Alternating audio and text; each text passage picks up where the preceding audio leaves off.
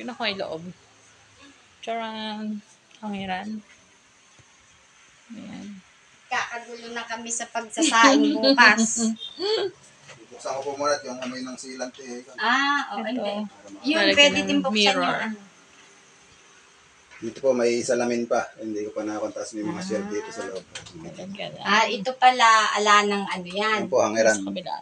Hindi, ibig ko sabihin, ito ala na tong sakit. Ako sa Wala nang papasukan ng ano. Ano yung tawag doon? Pasinilant ko na. Ipis-ipis. Pasilant yung mga... Sige. Hindi ko pa nakakontas. Pagkabalik ko na lang po. Yung balance. Yung sealant. Ayan. Close natin. Pwede siguro buksan yung bintana to. Sa hapon wala na yung amoy pa? Ha? Sa hapon po, ala na yung amoy niya. Mamaya hapon. Opo, pwede po siguro lalagyan ng electric pan ano po para mabilis ang mawala yung... Mamayang gabi magsisimula na ako hanggang bukas. Pwede Dito na. may salamin to. Kailan mo kakabit yung salamin? Baka humabol bukas ng hapon. Ah. Tapos may mga shelf din to. Para may lagayan ng pagkakas. Tapos yung pinaka-cover nito salamin. Mirror.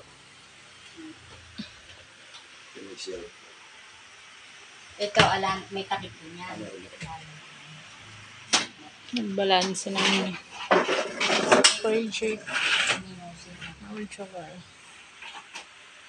Mamaya may order na sa inyo. Pero Hindi nga sila nawawala ng